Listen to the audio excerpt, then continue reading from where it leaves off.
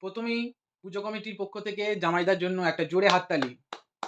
আজ জামাইদা এই জায়গায় পৌঁছেছে তার মাত্র দুটো কারণ। তার অদম্য ইচ্ছে শক্তি এবং তার জেদ।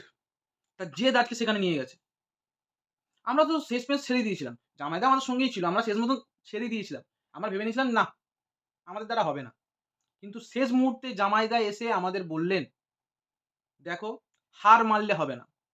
শেষ পর্যন্ত জামাইদা সেই জিনিসটা করে দেখিয়েছে। রাত ১২ টার সময় মদ নিয়ে এসে দেখিয়ে দিয়েছে। আমাদের ভবিষ্যতের জন্য এইসব ইন্সপিরেশন একটা। আমাদের ক্লাবের আরেক মেম্বার চিন্টু মাতালকে, আমাদের জামাই মাতালকে বরণ করে নেওয়ার জন্য অনুরোধ করব। চিন্টু মাতাল, বরণ করে নাও। তো এবার আমরা আমাদের জামাইদাকে কিছু বলার জন্য, কিছু বক্তব্য আমাদের সামনে রাখার জন্য অনুরোধ করব। তো জামাই, স্টার্ট করুন। নমস্কার বন্ধুরা, আমি মাতাল চাতালে শুই। আমার সাফল্যের পেছনে ঝন্টুদার মদের দোকানের অবদান অনস্বীকার্য।